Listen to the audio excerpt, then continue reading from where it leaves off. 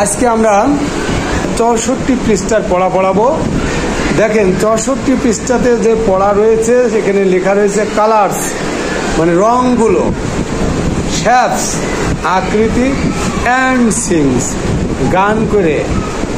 তো এই রঙের নাম একদমই মুখস্থ রাখার একটা সুন্দর পদ্ধতি আপনাদেরকে শেখাই। যেমন আমাদের যে কটা রং আছে ইংরেজিতে আমরা একদমই মুখস্থ করা শেখাবো আপনাদেরকে, যদি আপনারা শিখতে চান। Blue, black, green, orange, red, yellow, violet, pink. Blue, black, green, orange, red, yellow, violet, pink. আবার দেখেন blue, black, green, orange, red, yellow, violet, pink.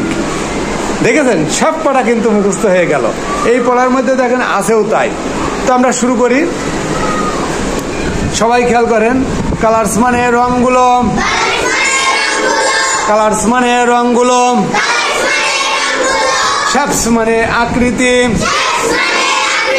Shapes মানে আকৃতি, অ্যান্ড মানে এবং, অ্যান্ড মানে এবং, সিং মানে গান করা, সিংস মানে গান করা, লুক মানে তাকাও বা তাকানো, লিসেন মানে শোনা, অ্যান্ড মানে এবং, সে মানে বলা, রেড মানে লাল, গ্রিন মানে সবুজ, গ্রিন মানে সবুজ, ব্লু মানে নীল, রোজ মানে গোলাপ, ইজ মানে হয়, রোজ মানে গোলাপ, রোজ মানে গোলাপ, ইজ মানে হয়, প্যারট মানে তোতা পাখি, প্যারট মানে তোতা পাখি, ইজ মানে হয়, স্কাই মানে আকাশ, স্কাই মানে আকাশ, ভায়োলেট মানে বেগুনি, ভায়োলেট মানে বেগুনি, অরেঞ্জ মানে কমলা, ব্যানানা মানে কলাম, ব্যানানা মানে কলাম,